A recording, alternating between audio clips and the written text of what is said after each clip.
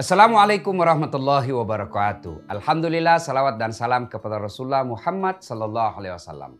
Detikers yang saya hormati, Rasulullah sallallahu alaihi wasallam dengan cantiknya pernah menginformasikan, dalam dirimu terdapat segumpal darah.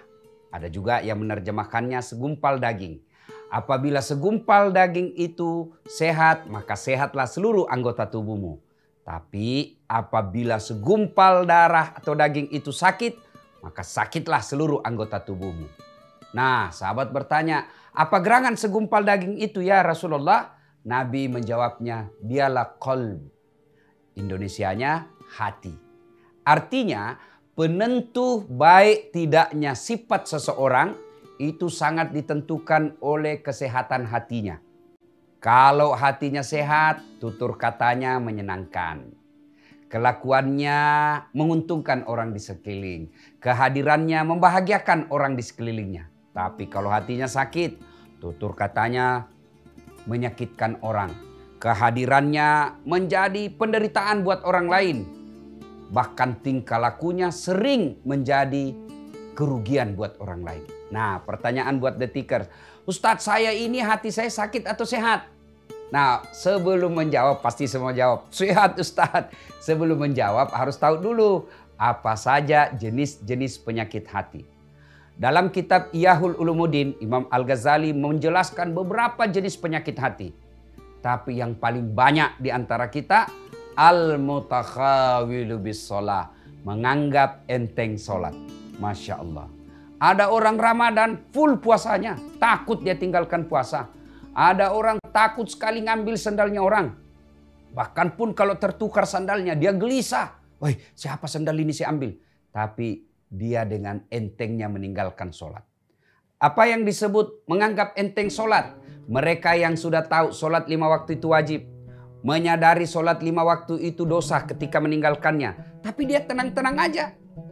Ada orang Pak, sholatnya 5 kali sehari semalam dia lepas. Dan seolah-olah mereka tidak punya dosa. Karena ada orang begitu. Jadi hatinya ini sholatnya lepas, duhur, maghrib. Seolah-olah dia tidak punya dosa.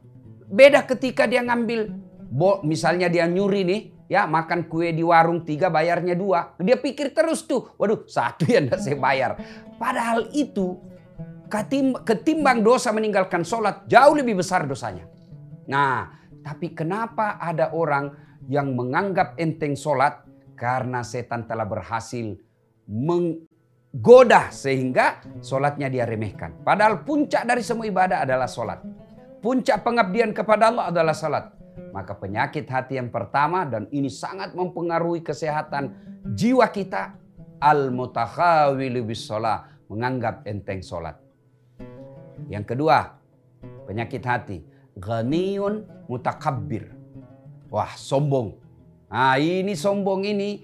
Anda tahu, detikers, Fir'aun diharamkan masuk surga.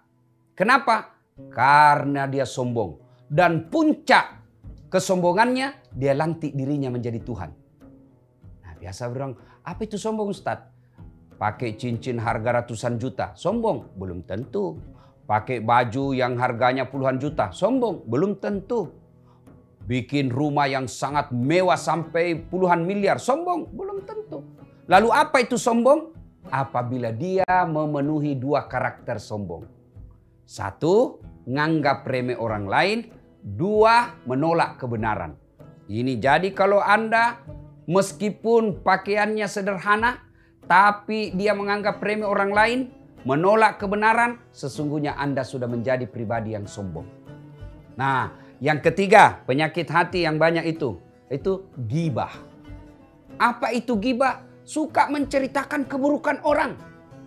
Di masa modern ini, jauh lebih gampang orang menggibah daripada zaman sebelum ada medsos. Dulu kalau saya mau menggibah, kita mau menggibah harus face to face. Ketemu kita Pak, kumpul 1, 2, 3, 4 orang, baru kita gibah. Sekarang dia di kamarnya baring-baring, sendiri dia, tapi dia bisa menggibah. Caranya apa? Ada di Jabodetabek, ada di Sulawesi, ada di Kalimantan, ada di Malaysia. Yang digosip siapa? Teman alumninya yang ada di Kuala Lumpur. Gosip, oh iya, iya waktu dulu itu gini-gini. Itu lebih memudahkan gibah. Orang yang menggibah, meskipun puasanya full, tapi dia cerita kejelekan orang, penyakit hati buat mereka. Ada yang bilang, Ustadz, saya cerita ini kan benar. Apa yang saya cerita memang seperti itu sejatinya. Justru benarnya lah disebut gibah. Kalau salah, namanya fitnah. Saudaraku, mari sehatkan hati Anda dengan cara apa? Menghindari penyakit hati ini. Banyak sebenarnya penyakit-penyakit hati, tapi waktu jualah yang membatasi kita. Semoga ada manfaat. Saya Das'at Latif. Assalamualaikum warahmatullahi wabarakatuh.